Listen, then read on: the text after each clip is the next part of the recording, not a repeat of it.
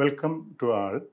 ഇന്ന് നമ്മൾ D C generator എന്ന ഒരു ചാപ്റ്ററുമായിട്ടാണ് വന്നിട്ടുള്ളത്. അപ്പോൾ ഡി സി ജനറേറ്ററിനെ കുറിച്ച് ഡിസ്കസ് ചെയ്യാൻ എല്ലാവർക്കും ഞാൻ ഈ ക്ലാസ്സിലേക്ക് സ്വാഗതം ഒന്നുകൂടെ ചെയ്യുന്നു. ഡി സി ജനറേറ്റർ എന്ന് പറയുമ്പോൾ ഒരു ഇലക്ട്രിക്കൽ ജനറേറ്ററാണ്. ശരിക്കും രണ്ട് ടൈപ്പ് ജനറേറ്ററുകളാണുള്ളത്. അതായത് നമ്മൾ രണ്ട് ടൈപ്പിലുള്ള സപ്ലൈ സിസ്റ്റമാണ് ഉപയോഗിക്കുന്നത്. ഇലക്ട്രിക്കൽ സപ്ലൈ സിസ്റ്റത്തിൽ രണ്ട് ടൈപ്പാണുള്ളത്. എ സി സിസ്റ്റം അഥവാ ഓൾട്ടർനേറ്റിംഗ് കറണ്ട് സിസ്റ്റവും അതുപോലെ ഡി സി സിസ്റ്റം അഥവാ ഡയറക്റ്റ് കറണ്ട് സിസ്റ്റവും. അങ്ങനെയുള്ള രണ്ട് ടൈപ്പ് ഇലക്ട്രിസിറ്റിയാണ് നമ്മൾ ഉപയോഗിച്ചുകൊണ്ടിരിക്കുന്നത്. ഇന്നത്തെ കാലത്ത് നമുക്ക് ഇലക്ട്രിസിറ്റിയെ ഏകദേശം 95% നമ്മുടെ ആവശ്യങ്ങൾക്ക് വേണ്ടിയിട്ട് ഡിപ്പെൻഡ് ചെയ്യുന്ന ഒരു സാഹചര്യമാണുള്ളത്. നമ്മുടെ എവരിഡേ ലൈഫിൽ ഇലക്ട്രിസിറ്റിയെ മറന്ന് ഒന്നും ചെയ്യാനാവാത്ത ഒരു സാഹചര്യം വന്നു ചേർന്നിരിക്കുന്നു.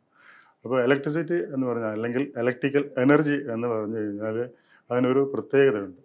ഇലക്ട്രിക്കൽ എനർജി ഹൈറാർക്കിയിൽ ഏറ്റവും ടോപ്പിൽ നിൽക്കുന്ന ഒരു എനർജി രൂപമാണ്. അപ്പോൾ അതുകൊണ്ട് തന്നെ ഇലക്ട്രിക്കൽ എനർജിക്ക് അതിൻ്റേതായ ബെനിഫിറ്റുകളുണ്ട്. ഒരു പ്രോസസ്സായാലും അതുപോലെ മറ്റേതെങ്കിലും ഒരു പ്രവൃത്തി ആയാലും ഇലക്ട്രിസിറ്റി ഉപയോഗിച്ച് അല്ലെങ്കിൽ by means of electric current എന്നുള്ള രീതിയിൽ നമുക്ക് ചെയ്യാൻ കഴിഞ്ഞാൽ അതിന് ഏറ്റവും കൂടുതൽ പെർഫെക്ഷൻ ഉണ്ടാവും, ഏറ്റവും ഫാസ്റ്റസ്റ്റായിട്ട് ചെയ്യാൻ പറ്റും, ഏറ്റവും കൺട്രോളബിലിറ്റി അതിനുണ്ട്, ഏറ്റവും ക്ലീൻനെസ് അതിനുണ്ട്. അങ്ങനെ ഒത്തിരി മെറിറ്റുകൾ ഉള്ളത് കൊണ്ടാണ് നമ്മൾ ഇലക്ട്രിക്കൽ എനർജിയെ ഇത്രയും കൂടുതൽ ഡിപ്പെൻഡ് ചെയ്യാനുള്ള കാര്യം. ഓക്കെ, അപ്പോൾ ഞാൻ നേരത്തെ പറഞ്ഞു നമുക്ക് രണ്ട് സിസ്റ്റം ഓഫ് ഇലക്ട്രിക്കൽ എനർജി ആണ് നമുക്കുള്ളത്. അതിൽ എ സി സിസ്റ്റവും ഉണ്ട്, ഡി സി സിസ്റ്റവും ഉണ്ട്. അപ്പോൾ ഡി സി പവർ സിസ്റ്റത്തിൽ നമുക്ക് ഇലക്ട്രിക്കൽ പവർ ചെറിയ അളവിൽ മാത്രമേ വേണ്ടി വരുന്നുള്ളൂ എങ്കിൽ നമുക്ക് ഇലക്ട്രിക്കൽ സെല്ലുകളെ ആശ്രയിക്കാവുന്നതാണ്. അതായത് കെമിക്കൽ സെല്ലുകളുണ്ട്, ഡ്രൈ സെല്ലുകൾ, ലെക്ലാൻഷി സെൽ, ലെഡ് ആസിഡ് സെല്ല്, അതുപോലെ സോളാർ സെല്ലുകളുണ്ട്. അപ്പോൾ അവയൊക്കെ ചെറിയ അളവിലുള്ള ഡി സി ഇലക്ട്രിക്കൽ പവർ തരുന്നതാണ്. എന്നാൽ bulk amount D C power ആവശ്യമുണ്ടെങ്കിൽ തീർച്ചയായിട്ടും നമുക്ക് ഡി സി ജനറേറ്ററുകളെ ഡിപ്പെൻഡ് ചെയ്തേ പറ്റും. അപ്പോൾ ഡി സി ജനറേറ്ററുകളായാലും എ സി ജനറേറ്ററുകൾ അഥവാ ഓൾട്ടർനേറ്ററുകളായാലും അവ എനർജി കൺവേർഷൻ ബേസിസിൽ ഒരേ കാര്യങ്ങൾ തന്നെയാണ് ചെയ്തുകൊണ്ടിരിക്കുന്നത്. അപ്പോൾ നമുക്ക് ഇലക്ട്രിക്കൽ എനർജി വളരെ പവർഫുള്ളായിട്ടുള്ളൊരു എനർജി രൂപമാണ് എന്ന് ഞാൻ പറഞ്ഞിരുന്നു. പക്ഷേ ഇലക്ട്രിക്കൽ എനർജി നമുക്ക് ഉണ്ടാക്കിയെടുക്കണമെന്നുണ്ടെങ്കിൽ മറ്റൊരു രൂപത്തിലുള്ള എനർജി നമ്മുടെ കൈവശം ഉണ്ടായിരിക്കും. ഉദാഹരണത്തിന് ഞാൻ നേരത്തെ പറഞ്ഞു ഡ്രൈ സെല്ല് ശരിക്കും കെമിക്കൽ എനർജി ഇലക്ട്രിക്കൽ എനർജി ആക്കി തരികയാണ് ചെയ്യുന്നത്. ലെഡ് ആസിഡ് സെല്ലും അത് തന്നെയാണ് ചെയ്യുന്നത്. എന്നാൽ സോളാർ സെൽ ചെയ്യുന്നത് ലൈറ്റ് എനർജി ഇലക്ട്രിക്കൽ എനർജി ആക്കി തരുന്ന ഒരു രീതിയാണ്. അതുപോലെ ജനറേറ്ററുകളും ഒരു എനർജിയെ മറ്റൊരു എനർജി രൂപത്തിലേക്ക്, അതായത് ഇലക്ട്രിക്കൽ എനർജി രൂപത്തിലേക്ക് മാറ്റുന്നു. മെക്കാനിക്കൽ എനർജി ഇലക്ട്രിക്കൽ എനർജി ആക്കി മാറ്റുന്ന ഒരു കർമ്മമാണ് ജനറേറ്ററുകൾ ചെയ്യുന്നത്. Electrical generator that converts mechanical energy into electrical energy. അപ്പോൾ എന്ന് പറയുമ്പോൾ നമ്മുടെ കൈവശം മെക്കാനിക്കൽ എനർജി ഉണ്ടായിരിക്കും. അപ്പോൾ എവിടെയെങ്കിലും ഒരു ഇലക്ട്രിക്കൽ ജനറേറ്റർ വർക്ക് ചെയ്യുന്നു എന്ന് പറഞ്ഞു കഴിഞ്ഞാൽ അതൊരു ഡ്യുവൽ മെഷീൻ ആയിരിക്കും. രണ്ട് മെഷീൻ കാണും അവിടെ.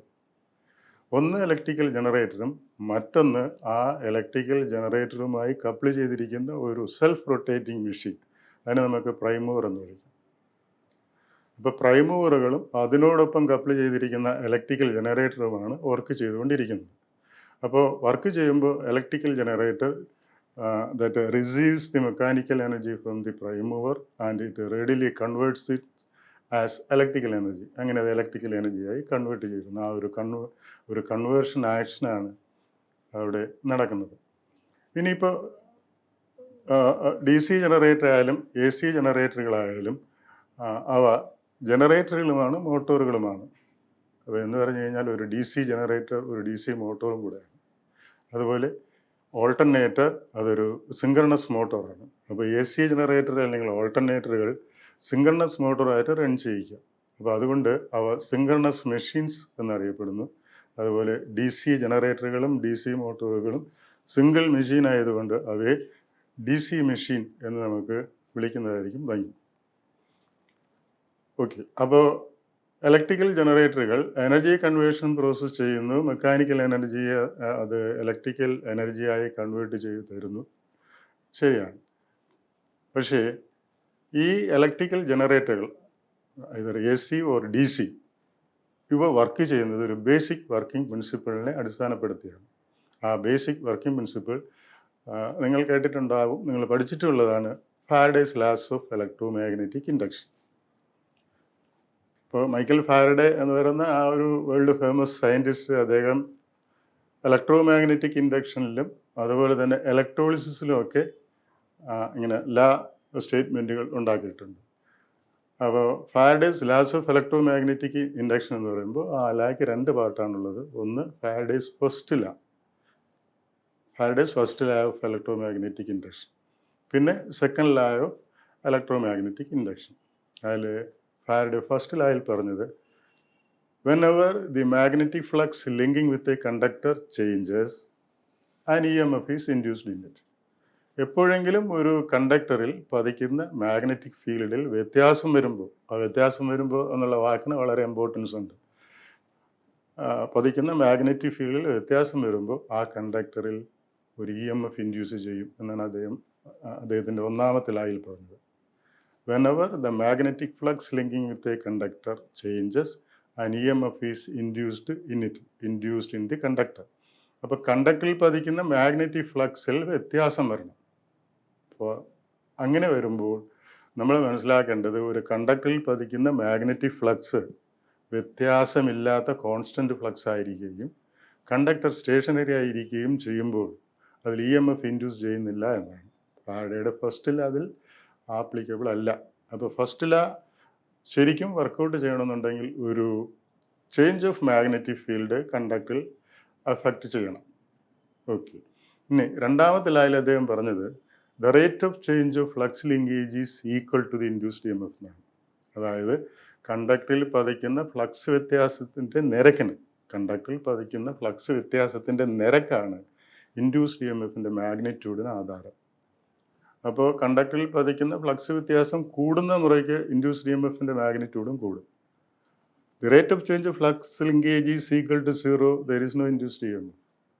അങ്ങനെ രണ്ട് ലാ അദ്ദേഹം പറഞ്ഞു വെച്ചിട്ടുണ്ട്. അപ്പോൾ ഒന്നാമത്തെ ലായിൽ നിന്ന് നമ്മൾ മനസ്സിലാക്കിയത് ഒരു കണ്ടക്ടർ എലിമെൻറ്റ്, ആ കണ്ടക്ടർ എലിമെൻറ്റിനെ ഇനി നമുക്ക് ആർമേച്ചർ എന്ന് വിളിക്കാം.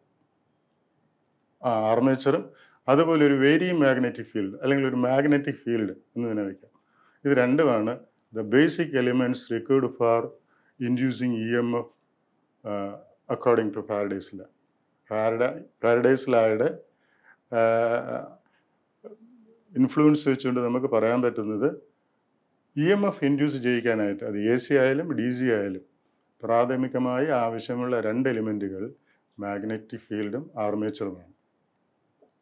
അപ്പോൾ അതിൻ്റെ അടിസ്ഥാനം വെച്ചുകൊണ്ട് തന്നെ ഒരു DC ജനറേറ്ററിന് കുറേ ഭാഗങ്ങൾ ഉണ്ട്. ഇപ്പോൾ DC ജനറേറ്ററിൻ്റെ കൺസ്ട്രക്ഷണൽ ഡീറ്റെയിൽസ് എന്ന് ചോദിച്ചു കഴിഞ്ഞാൽ അതൊരു DC മോട്ടോറിൻ്റെയും കൺസ്ട്രക്ഷണൽ ഡീറ്റെയിൽസ് തന്നെയാണ്.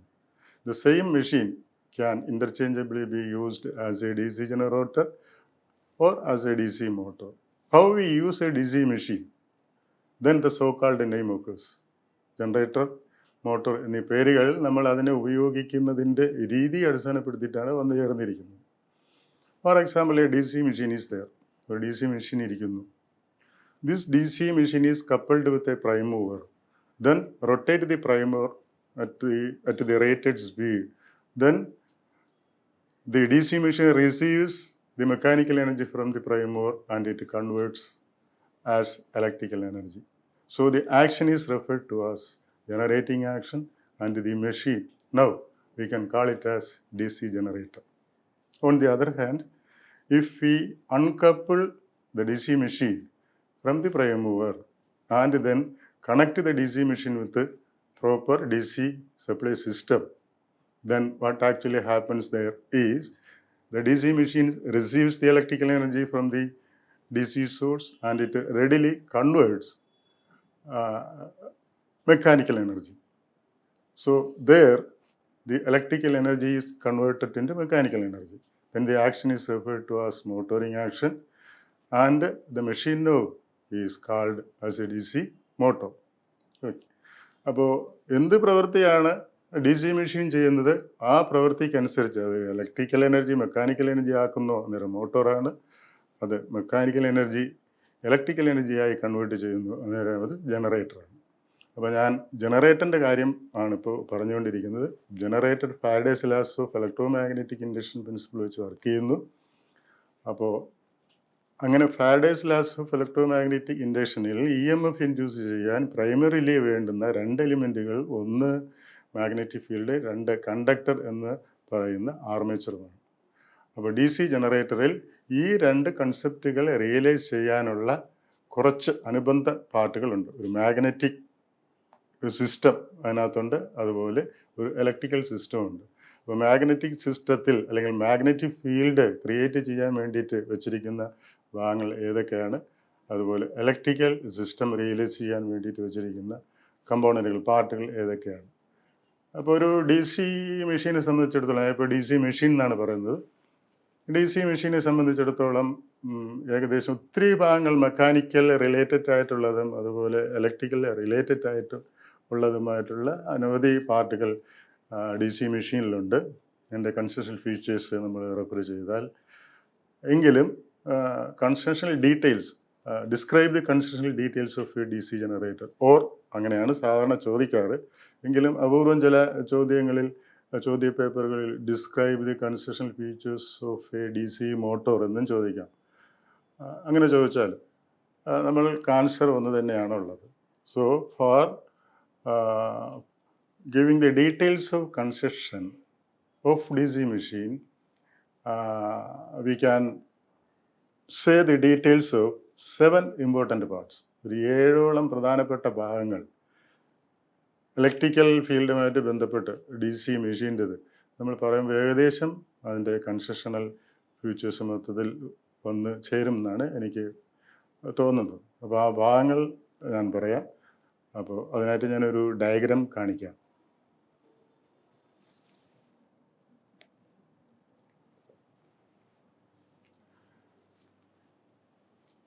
ഇത് ഒരു ഡി സി മെഷീൻ്റെ കട്ടൗട്ട് വ്യൂ ആണ്. അപ്പോൾ ഞാൻ പറഞ്ഞു, ഒരു ഡി സി മെഷീന് 7ഓളം പ്രധാനപ്പെട്ട ഭാഗങ്ങളെക്കുറിച്ച് നമ്മൾ എക്സ്പ്ലെയിൻ ചെയ്ത് കഴിഞ്ഞാൽ അതിൻ്റെ ഒരു ഓവറാൾ കൺസ്ട്രക്ഷണൽ ഡീറ്റെയിൽസ് നമുക്ക് പറയാൻ പറ്റും എന്നുള്ളത്. നമുക്ക് എൻ്റെ കൺസ്ട്രക്ഷൻ ഡീറ്റെയിൽസിനെ ഒരു പരിധിവരെ ഡിസ്ക്രൈബ് ചെയ്യേണ്ട ഒരു ആവശ്യം വന്നിട്ടുണ്ടെങ്കിൽ ഈ 7 പാർട്ടിനെ കുറിച്ച് ഒരു ബ്രീഫ് എക്സ്പ്ലനേഷൻ ചെയ്താൽ മതിയാകും. അപ്പോൾ ആ 7 പാർട്ടുകൾ, ഒന്ന് yoke, 2 pole core and pole shoe, 3 pole winding or field winding,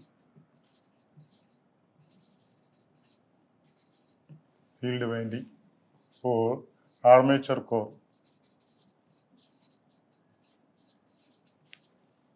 5 armature winding,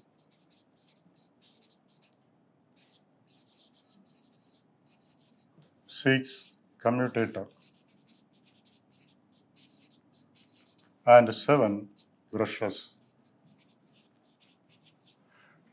അപ്പോൾ കൺസ്ട്രക്ഷനിൽ ഈ 7 പാർട്സിന് വളരെയധികം ഇമ്പോർട്ടൻ്റ് ഉണ്ട്. ഈ പാർട്ടുകൾ തന്നെയാണ് മൊത്തം ഒരു ഡി സി മെഷീനെ കൺസ്റ്റിറ്റ്യൂട്ട് ചെയ്യുന്നത് എന്ന് നമുക്ക് വിചാരിക്കാം. പിന്നെ കുറച്ച് അതിൻ്റെ ഷാഫ്റ്റ് ഉണ്ട്, അതുപോലെ ബെയറിങ്സ് ഉണ്ട്, പിന്നെ അതിൻ്റെ മെഷീൻ ഫുട്ടിങ്സ് ഉണ്ട്, അങ്ങനെയൊക്കെയുള്ള കാര്യങ്ങൾ മെക്കാനിക്കൽ പാർട്ടുമായിട്ട് അസോസിയേറ്റ് ചെയ്തിട്ടുള്ളത് അത് വേറെ ഉണ്ട്. അതിപ്പോൾ നമുക്കിവിടെ ഡിസ്കഷനിൽ വരുന്നില്ല. അപ്പോൾ ഈ 7 പാർട്സ് ഇതിനകത്ത് ഏകദേശം നമുക്ക് കാണാൻ കഴിയും. യോക്ക് എന്ന് പറയുന്നത് അതിൻ്റെ ഔട്ടർ ഫ്രെയിമാണ്, പുറ ആവരണം. ഡ്രം ഷേപ്പിലുള്ള യോക്കുകളാണ് ഉണ്ടാക്കി വരുന്നത്. അത് യോക്ക് ഇവിടെ കാണാം. അടുത്ത് pole core and pole shoe. Pole core ഇവിടെ ഉണ്ട്, പോൾ ഷൂ ഈ ഭാഗത്തായിട്ട് കാണാൻ പറ്റും. Pole core and pole shoe ഇത് ഇൻഡിവിജ്വലായിട്ട് ഞാൻ എക്സ്പ്ലെയിൻ ചെയ്യുന്നുണ്ട്. ഇപ്പോൾ ജസ്റ്റ് ഒന്ന് ഇതിനകത്ത് കാണിക്കുന്നു എന്നുള്ളതേ ഉള്ളൂ.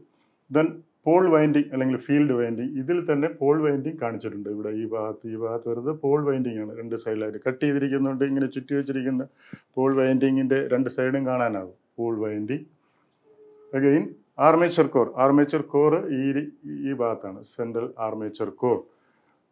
ഇത് ഇത്രയും ഷാഫ്റ്റിൻ്റെ കീയുടെ പാർട്ടാണ് ഈ കാണുന്നത്. ഇത് ഷാഫ്റ്റാണ്. ഷാഫ്റ്റിലാണ് കീ ചെയ്തിരിക്കുന്നത് ആർമേച്ചർ കോർ ലാമിനേറ്റഡ് കോറാണ്. ആ ആർമേച്ചർ കോറിൻ്റെ ഔട്ടർ പെരിഫറിയിൽ സ്ലോട്ടുകൾ ഇട്ടിട്ടുണ്ട്. ആ സ്ലോട്ടുകൾ കൃത്യമായി കാണാൻ പറ്റും. ഇവിടെ സ്ലോട്ടുകൾ കാണിച്ചിട്ടുണ്ട്. ഇവിടെ 2 സ്ലോട്ടുകൾ കാണിച്ചിട്ടുണ്ട്. ആ സ്ലോട്ടുകളിലാണ് ആർമേച്ചർ വൈൻഡിങ് അക്കോമഡേറ്റ് ചെയ്യുന്നത്. ആർമേച്ചർ കോർ തന്നെ ആർമേച്ചർ വൈൻഡിങ് ഇവിടെ കാണിച്ചിട്ടില്ല. ആർമേച്ചർ വൈൻഡിങ് ഉള്ള ചിത്രം ഉണ്ട്, ഡയഗ്രാം ഉണ്ട്, അത് കാണിക്കാം. പിന്നെ കമ്മ്യൂട്ടേറ്റർ എന്ന് പറയുമ്പോൾ ഈ ആർമേച്ചറിൻ്റെ ഒരു എൻഡിലാണ് ഇരിക്കുന്നത്. കമ്മ്യൂട്ടേറ്റർ ഇതിൽ വിസിബിൾ അല്ല. കമ്മ്യൂട്ടേറ്റർ ഓക്കെ, ഇതാ ഇവിടെ ഈ ചിത്രത്തിലുണ്ട്. കമ്മ്യൂട്ടേറ്റർ കാണിക്കാവുന്നതാണ്. ദെൻ ലാസ്റ്റ് ബ്രഷസ് എന്ന് പറയുമ്പോൾ കമ്മ്യൂട്ടേറ്റർ ഇവിടെ കാണാൻ കഴിയാത്തതുകൊണ്ടാണ് ബ്രഷസും കാണാത്തത്. കമ്മ്യൂട്ടേറ്ററിൽ ടച്ച് ചെയ്തിരിക്കുന്ന 2 കാർബൺ ബ്ലോക്കുകളാണ്. അപ്പോൾ ബ്രഷസും പിന്നാലെ കാണാവുന്നതാണ്. അപ്പോൾ ഇതാണ് 7 പ്രധാനപ്പെട്ട ഭാഗങ്ങൾ DC ജനറേറ്ററിൻ്റെ 7 പ്രധാനപ്പെട്ട ഭാഗം. അതിൽ ആദ്യം യോക്ക്. ഇപ്പോൾ യോക്ക് എന്ന് പറഞ്ഞു കഴിഞ്ഞാൽ ഒരു DC മെഷീൻ്റെ ഔട്ടർ ഫ്രെയിമാണ്, പുറം ആവരണം. അപ്പോൾ യോക്കിനുള്ള പ്രധാനപ്പെട്ട ധർമ്മം 2 ആണ്. അതിൻ്റെ ഫങ്ഷൻ എന്ന് പറയുന്നത് യോക്കിൻ്റെ 2 ആണ്.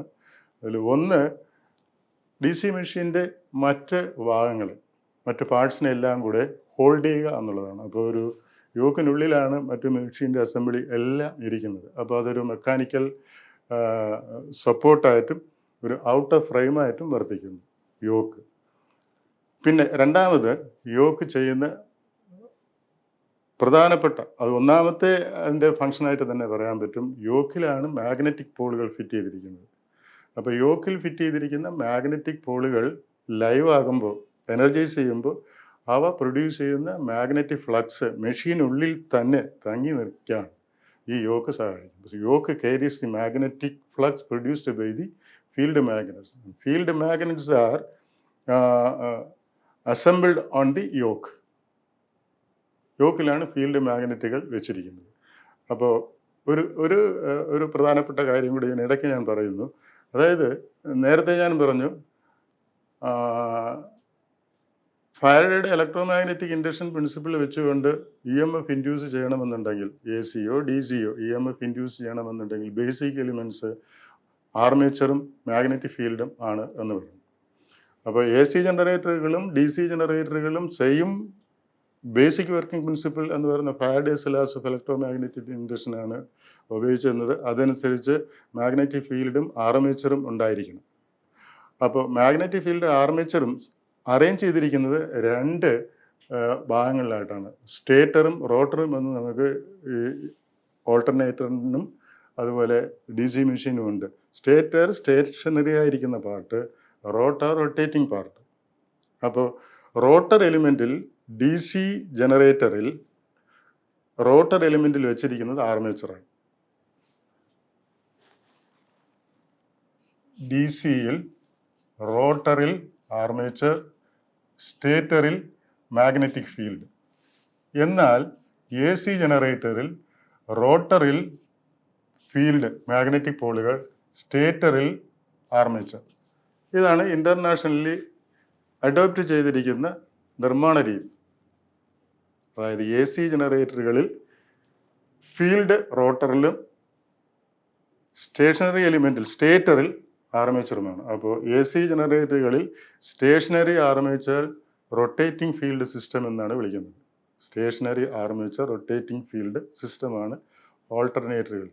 ഇപ്പോൾ സ്റ്റേഷനറി ആർമേച്ചർ ആക്കി വെച്ചിരിക്കുന്നതുകൊണ്ട് ഓൾട്ടർനേറ്ററിൽ നമുക്ക് വളരെ പ്രധാനപ്പെട്ട 3-4 അഡ്വാൻറ്റേജുകളുണ്ട്. അതൊക്കെ ഓൾട്ടർനേറ്റർ പഠിക്കുമ്പോൾ പറയാം. ഇപ്പോൾ തൽക്കാലം റോട്ടറിൽ മാഗ്നറ്റിക് പോളുകളും സ്റ്റേറ്ററിൽ ആർമേച്ചറുമാണ് AC ജനറേറ്ററിൽ എന്ന് വിചാരിക്കുക. DC ജനറേറ്ററിൽ റോട്ടറിൽ ആർമേച്ചറും സ്റ്റേറ്ററിൽ മാഗ്നറ്റിക് ഫീൽഡുമാണ്. സ്റ്റേറ്ററിൽ മാഗ്നറ്റിക് പോളുകളാണ്. ഇപ്പോൾ സ്റ്റേറ്ററിൽ മാഗ്നറ്റിക് പോളുകൾ വെച്ചിരിക്കുന്നു. സ്റ്റേറ്റർ എന്ന ആ ഭാഗം യോക്ക് ആണ് അത് സ്റ്റേറ്ററായിട്ട് ഇവിടെ ഇരിക്കുന്നത്. അപ്പോൾ സ്റ്റേറ്ററിലിരിക്കുന്ന മാഗ്നറ്റിക് പോളുകളിൽ ഉൽപ്പാദിപ്പിക്കപ്പെടുന്ന മാഗ്നറ്റിക് ഫ്ലക്സ് മുഴുവനും ഈ സ്റ്റേറ്റർ ഫ്രെയിം എന്ന് പറയുന്ന യോക്ക് മെഷീനുള്ളിൽ തങ്ങി നിൽക്കാൻ സഹായിക്കുന്നു എന്ന് ഞാൻ പറഞ്ഞു.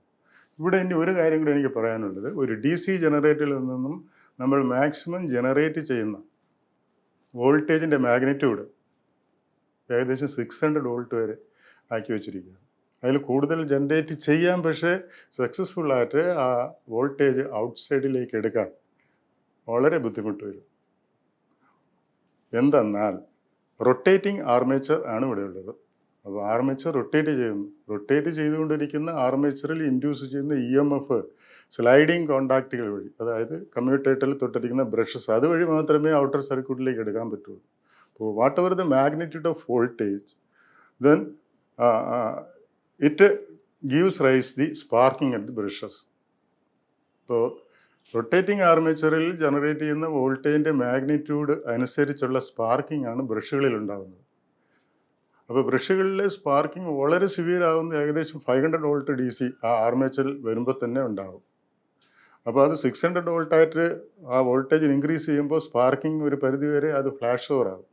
അതിൽ കൂടുതൽ വോൾട്ടേജ് ജനറേറ്റ് ചെയ്യാൻ നമ്മൾ ശ്രമിച്ചു കഴിഞ്ഞാൽ വോൾട്ടേജ് ജനറേഷനൊക്കെ മെഷീനകത്ത് നടക്കും, പക്ഷേ ബ്രഷുകളിലെ sparking more and more severe ആവുകയും അതൊരു ഫ്ലാഷ് ഓവറും പിന്നെ ഫയറും ഒക്കെ ആയിട്ട് മാറുകയും കമ്മ്യൂട്ടേറ്റർ ഷോർട്ട് ആവുന്ന, ആർമേച്ചർ കത്തിപ്പോകുന്നു, അങ്ങനെയുള്ള പ്രശ്നങ്ങളുണ്ട്. അപ്പോൾ അതുകൊണ്ട് സാധാരണ DC വോൾട്ടേജിൻ്റെ സ്റ്റാൻഡേർഡ് വാല്യൂ എന്ന് പറയുന്നത്, സ്റ്റാൻഡേർഡ് DC വോൾട്ടേജ് എന്ന് പറയുന്നത് 230 വോൾട്ട് പിന്നെ 460 വോൾട്ടാണ്. അപ്പോൾ 460 വോൾട്ടിനും വേണമെങ്കിൽ DC ജനറേറ്റർ ഓപ്പറേറ്റ് ചെയ്യാം. 230 വോൾട്ടിനൊക്കെയാണ് കോമൺ ആയിട്ട് DC ജനറേറ്ററുകളുള്ളത്. ഒരു 500 വോൾട്ട് അല്ലെങ്കിൽ 750 വോൾട്ട് DC, 1000 വോൾട്ട് DC അങ്ങനെയൊക്കെ നമ്മുടെ വിവിധങ്ങളായ ആവശ്യങ്ങൾക്കായി വേണ്ടി വരുന്നുണ്ട്. അപ്പോൾ അവിടേക്ക് നമ്മൾ ചെയ്യുന്നത് എന്തെന്ന് പറഞ്ഞാൽ റെക്ടിഫയറുകൾ ഉപയോഗിക്കുകയാണ് ചെയ്യുന്നത്. തത്തുല്യമായിട്ടുള്ള ഓൾട്ടർനേറ്റിംഗ് വോൾട്ടേജ് എടുത്ത് റെക്ടിഫയറിന് കൊടുത്തിട്ട് റെക്ടിഫയറിൽ നിന്നും കറസ്പോണ്ടിങ് DC വോൾട്ടേജ് നമുക്ക് ആവശ്യമുള്ളത് ഡിറൈവ് ചെയ്തെടുക്കുകയാണ് ചെയ്യുന്നത്. മോഡേണായിട്ട് വളരെ വളരെ ഷാർപ്പായിട്ട് DC ഔട്ട്പുട്ട് തരുന്ന റെക്ടിഫയറുകളുണ്ട്, SCR പോലുള്ള സോളിഡ് സ്റ്റേറ്റ് ഡിവൈസ് വെച്ച് ഓപ്പറേറ്റ് ചെയ്യാൻ പറ്റുന്നത്. അപ്പോൾ DC ജനറേറ്ററിന് ഇങ്ങനെ ഒരു ലിമിറ്റേഷൻ ഉള്ളത് കൊണ്ട് DC ജനറേറ്ററിൻ്റെ പ്രസക്തി കുറഞ്ഞു പോകുന്നു, അതിന് അങ്ങനെ ആവശ്യങ്ങൾ വരുന്നില്ല എന്ന് നമ്മൾ വിചാരിക്കേണ്ട. DC ജനറേറ്ററിന് ആവശ്യം ഇപ്പോഴും ഉണ്ട്. എഞ്ചിനീയറിംഗ് കോളേജുകൾ, അതുപോലെ മേജർ പോളിടെക്നിക് കോളേജുകൾ, അവിടെയൊക്കെ DC മെഷീൻസ് ലാബുണ്ട്, അവിടെയൊക്കെ DC സപ്ലൈ അത്യാവശ്യമാണ്.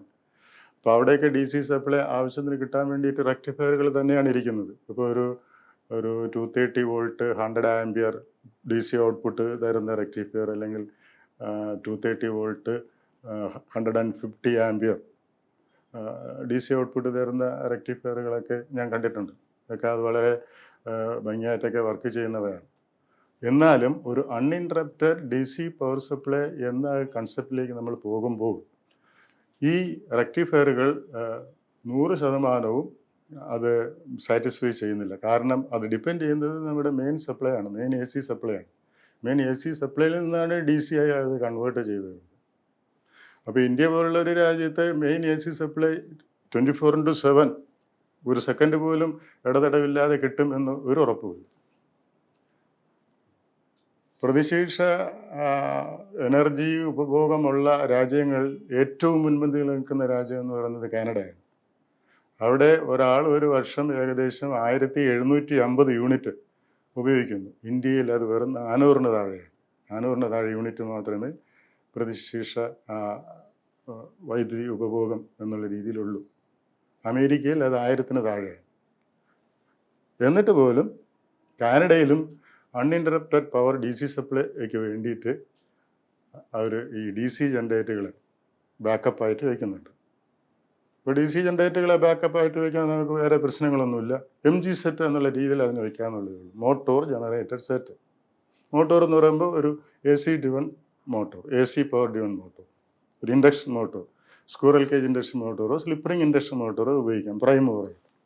എന്നിട്ട് DC ജനറേറ്റർ അതിൽ അറ്റാച്ച് ചെയ്യും. ഇപ്പം ഞാൻ നേരത്തെ പറഞ്ഞ എഞ്ചിനീയറിംഗ് കോളേജുടെ ഒരു രീതി വെച്ചുകൊണ്ടാണെങ്കിൽ നമുക്കിപ്പോൾ 150 ആംപിയർ 230 വോൾട്ട് DC സപ്ലൈ കിട്ടാൻ വേണ്ടിയിട്ട് 230 വോൾട്ട് DC സപ്ലൈ തരുന്ന 230 വോൾട്ട് വേണ്ടിയിട്ട് ഡിസൈൻ ചെയ്തിരിക്കുന്ന ഒരു DC ജനറേറ്റർ ഏകദേശം ഒരു 15 kW ഒക്കെ മതിയാകും.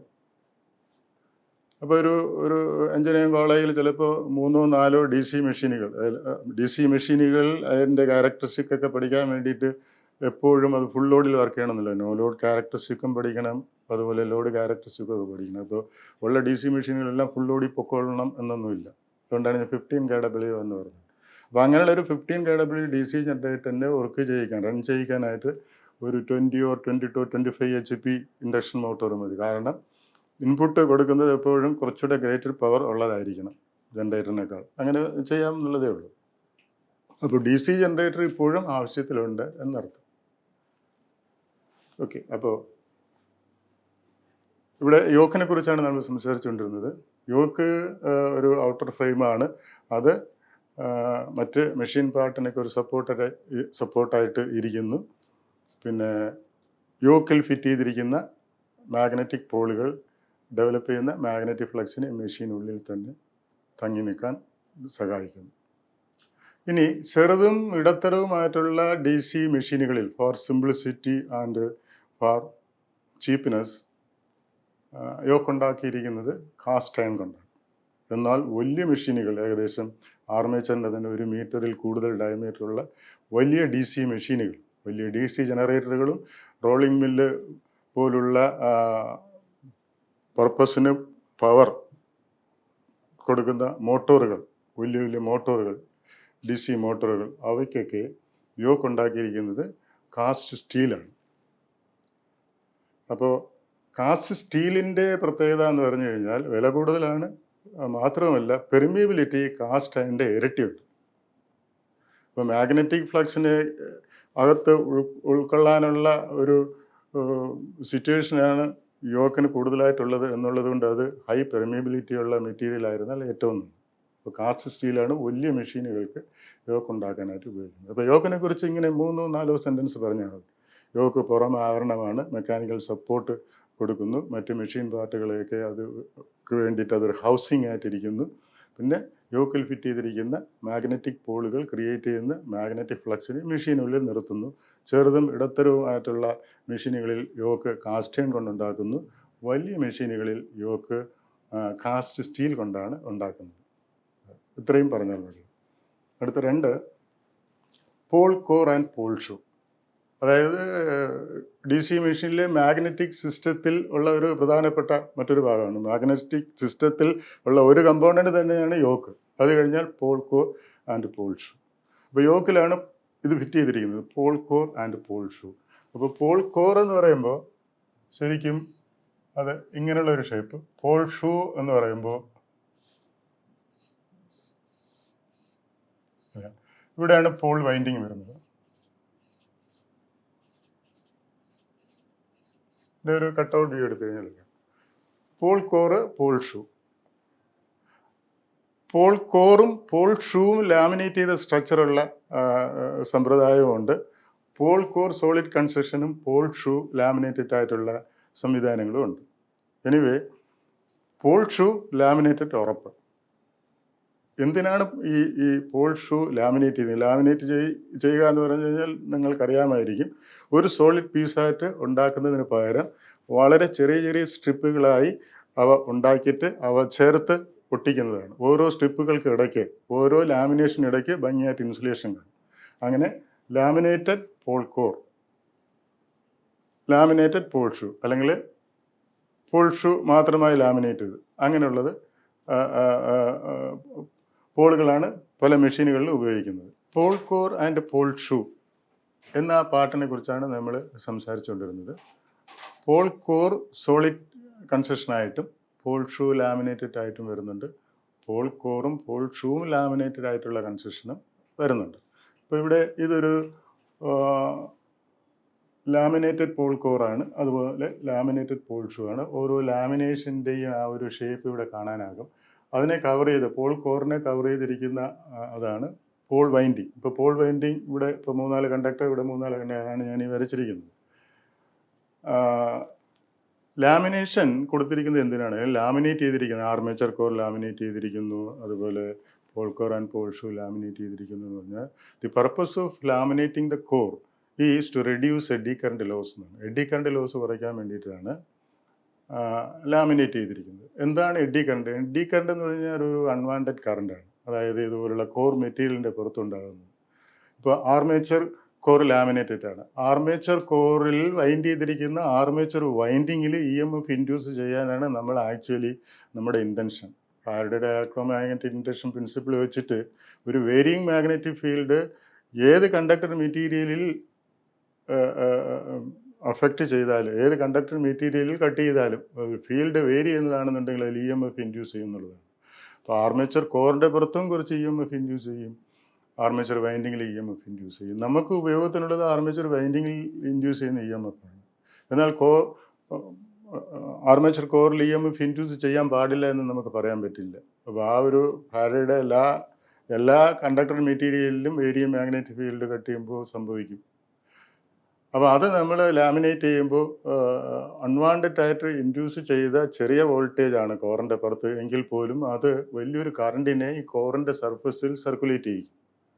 ഫോർ എക്സാമ്പിൾ ആർമേച്ചറിൻ്റെ കാര്യമാണ് ഞാൻ പറയുന്നത്. അത് ഇതുവരെ നമ്മൾ എക്സ്പ്ലെയിൻ ചെയ്തിട്ടില്ല എങ്കിലും ഒന്ന് മനസ്സിലാക്കാൻ വേണ്ടിയിട്ട് പറയുകയാണ്. ആർമേച്ചർ വൈൻഡിങ്ങിൽ നമുക്ക് 230 വോൾട്ട് ഇൻഡ്യൂസ് ചെയ്യണം. 250 വോൾട്ട് ഇൻഡ്യൂസ് ചെയ്യണം.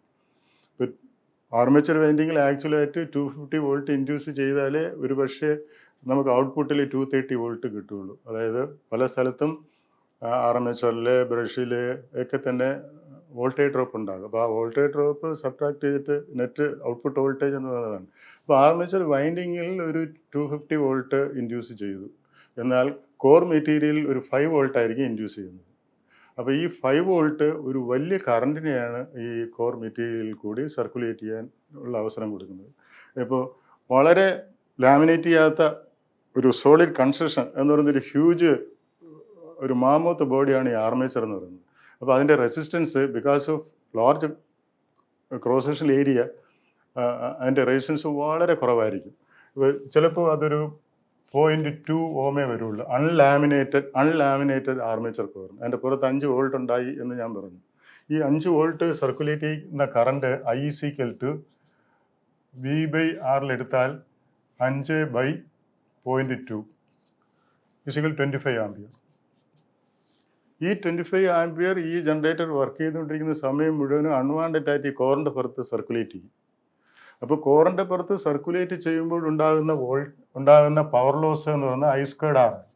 It is equal to 25 square into ഈ റെസിസ്റ്റൻസ് ഇൻറ്റു 0.2 എന്ന് പറയുന്നൊരു വലിയ എമൗണ്ട് പവറാണ്. അപ്പോൾ ഈ വലിയ എമൗണ്ട് പവർ കണ്ടിന്യൂസ് ആയിട്ട് ഇങ്ങനെ പവർ ഡെസിപ്പേഷൻ നടന്നുകൊണ്ടേയിരിക്കും. അപ്പോൾ അത് ഹീറ്റായിട്ടാണ് പോകുന്നത്. അപ്പോൾ ഹീറ്റായിട്ട് പോകുക എന്ന് പറഞ്ഞാൽ what is heat? Heat is A form of energy. നമുക്ക് ഔട്ട്പുട്ട് എനർജി കിട്ടുന്നതിൽ നിന്നാണ് ഈ ഹീറ്റ് എനർജി നഷ്ടമായിക്കൊണ്ടിരിക്കുന്നത്. അപ്പോൾ അത് എഫിഷ്യൻസിയെ ബാധിക്കും, മെഷീൻ്റെ എഫിഷ്യൻസിയെ ബാധിക്കും. One more thing is that ഇങ്ങനെ ഹീറ്റ് ഉണ്ടായിക്കഴിഞ്ഞാൽ ആർമേച്ചർ ചുട്ടുപഴുക്കും. ഇപ്പോൾ we have to keep the armature reasonably cool. Additional cooling സംവിധാനങ്ങൾ ഏർപ്പെടുത്തി കൊടുക്കേണ്ടി വരും. ഇങ്ങനെയൊക്കെ ഒത്തിരി ബുദ്ധിമുട്ടുകളുണ്ട്. ഇപ്പോൾ ലാമിനേറ്റ് ചെയ്ത് കഴിഞ്ഞാൽ സംഭവിക്കുന്നത് ഈ വലിയ സർഫസ് ഏരിയ എന്നുള്ളത് വളരെ സ്ട്രിപ്പുകളായി മാറുമ്പോൾ ഒരു ആർമേച്ചർ കോറിൻ്റെ നീളം ഒരു മീറ്റർ നീളമായിരുന്നു. അതിനെ 100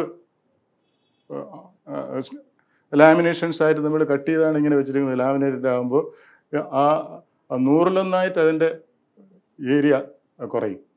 ഏരിയ കുറയുന്നതനുസരിച്ച് റെസിസ്റ്റൻസ് കൂടും. അപ്പോൾ ഇവിടെ ഈ 0.2 എന്നുള്ള സ്ഥാനത്ത് ചിലപ്പോൾ അത് ഒരു 2-5 ഓമായി മാറും. റെസിസ്റ്റൻസ് ഇൻക്രീസ് ചെയ്യും. 5 ഓമായി മാറിയെന്ന് വിചാരിച്ചു കഴിഞ്ഞാൽ 5 വോൾട്ട് 5 ഓം മ്യൂസിക്കിൽ 1 ആംപിയർ.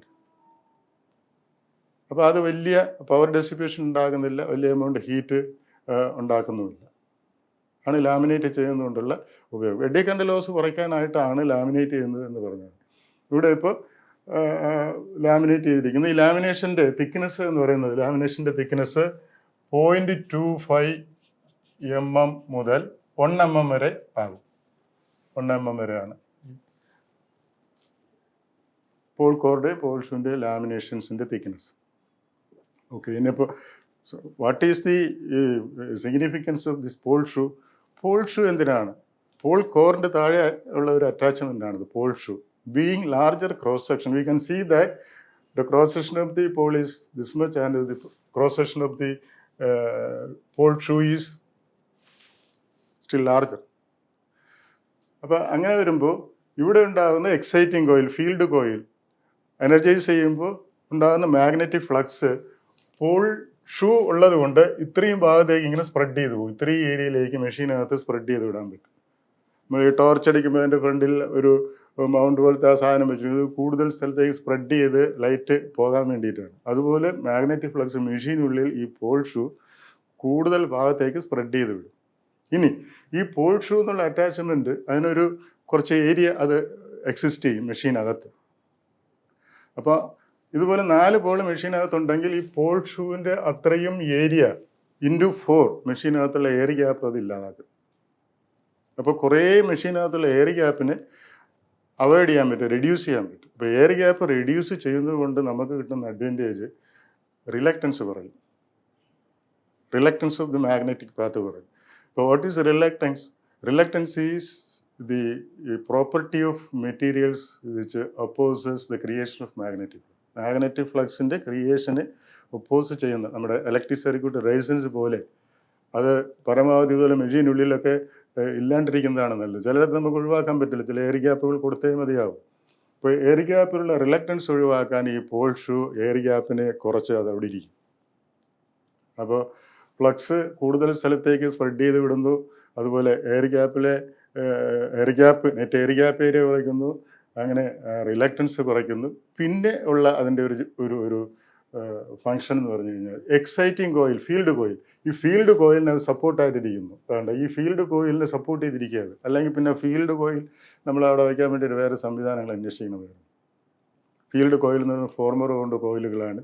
അത് നേരത്തെ വൈൻഡ് ചെയ്ത് തയ്യാറാക്കി വെച്ചതാണ്. അപ്പോൾ അത് ഇങ്ങനെ വെച്ചാൽ കറക്റ്റ് പ്രോപ്പറായിട്ട് വെച്ച് കഴിഞ്ഞാൽ താഴെ വീണ് പോകാതെ വളരെ ഫേമായിട്ടിരിക്കണം. അപ്പോൾ പോൾ ഷൂവിന് ഞാനിപ്പോൾ ഏകദേശം 3 കാര്യങ്ങൾ പറഞ്ഞു. ഒന്ന്, അത് ലാർജർ ക്രോസ് സെക്ഷൻ ഉള്ളത് കൊണ്ട് കൂടുതൽ സ്ഥലത്തേക്ക് മെഷീനുള്ളിൽ മാഗ്നറ്റിക് ഫ്ലക്സിനെ സ്പ്രെഡ് ചെയ്ത് വിടാൻ അത് സഹായിക്കും. 2, നെറ്റ് എയർ ഗ്യാപ്പ് ഏരിയ അത് മെഷീനുള്ളിൽ കുറച്ച് റിലക്റ്റൻസ് കുറയ്ക്കും. 3, ഫീൽഡ് വൈൻഡിങ്ങിന് ഒരു സപ്പോർട്ടായിട്ടിരിക്കും. അത്രയാണ് പോൾ ഷൂവിനെ കുറിച്ച് പറയുന്നത്. പോൾ കോർ എന്ന് പറഞ്ഞാൽ ലാമിനേറ്റഡ് പോൾ കോർ, വൈൻഡിങ്ങിനെ ഹോൾഡ് ചെയ്യണം. അതുള്ളത് കൊണ്ട് അവിടുത്തെ എയർ ഗ്യാപ്പ് ഇല്ലാണ്ടാവും. അങ്ങനെയൊക്കെയാണ് പോൾ കോറിൻ്റെ ആവശ്യം. പോൾ കോർ എന്ന് പറയുന്നത് സിലിക്കോൺ സ്റ്റീൽ അല്ലെങ്കിൽ അനീൽഡ് സ്റ്റീൽ എന്ന മെറ്റീരിയൽ കൊണ്ടാണ് ഉണ്ടാക്കുന്നത്.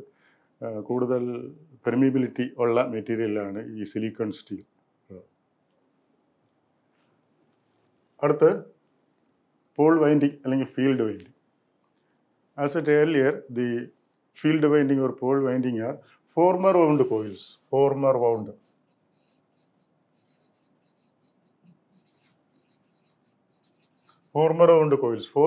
coils എന്ന് പറഞ്ഞു കഴിഞ്ഞാൽ നേരത്തെ ചുറ്റി തയ്യാറാക്കപ്പെട്ട കോയിലുകൾ.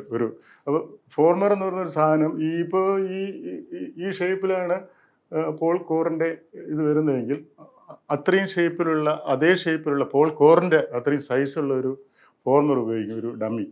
എന്നിട്ട് അതിൻ്റെ പുറത്ത് വൈൻഡിങ് ഉണ്ടാക്കും.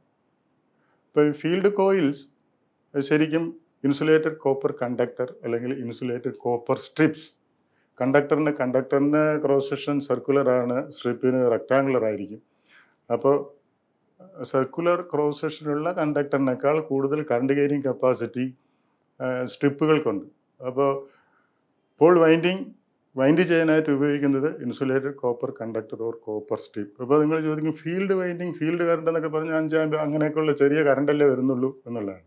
അല്ല, അതായത് സീരീസ് മെഷീനുകൾ, സീരീസ് ജനറേറ്റർ, സീരീസ് മോട്ടോർ എന്നിവയിലൊക്കെ അതിൻ്റെ സീരീസ് ഫീൽഡ് വൈൻഡിങ്ങിലൂടെയാണ് അതിൻ്റെ ലോഡ് കറണ്ട് പോകുന്നത്.